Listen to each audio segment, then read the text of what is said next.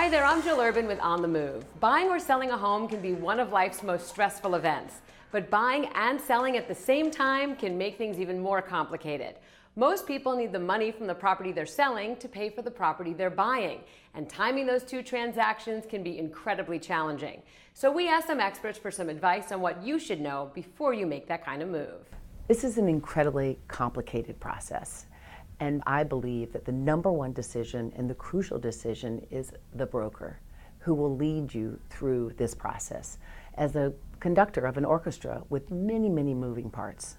Broker Louise Phillips Forbes says you need a broker who can smoothly manage all those moving parts, as well as someone who will ask the right questions early on to make sure buyers and sellers are on the same page in terms of timing and needs.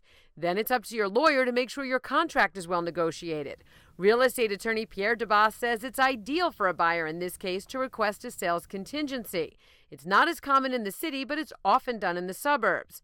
Also, timing the closings is never easy, so asking for a rent back from the buyer could be a good option. If we're representing a seller who is going to ultimately sell and then rent back from their buyer, the fairest way to do it is to negotiate for a fixed period of time through what's called a post-closing possession agreement and a handsome amount of money that's held in escrow to ensure that the property is vacated in the condition required under the contract, and to pay a hefty per diem penalty should the seller not vacate in time. Once the deal is signed, it's then time to get your ducks in a row and lay out a game plan. Organize appointments for architects, designers, and contractors as early as you can.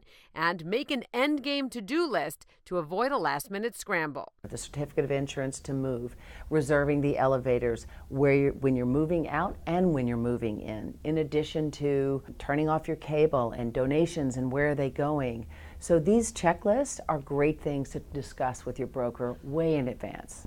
And inevitably, something will go wrong, and there will be a domino effect. This is where a good broker and lawyer can help prioritize and problem solve. It's also a good idea to go over all the possible scenarios to manage your expectations. This way, you can hopefully make it to the closing table with your sanity intact. For On the Move, I'm Jill Urban.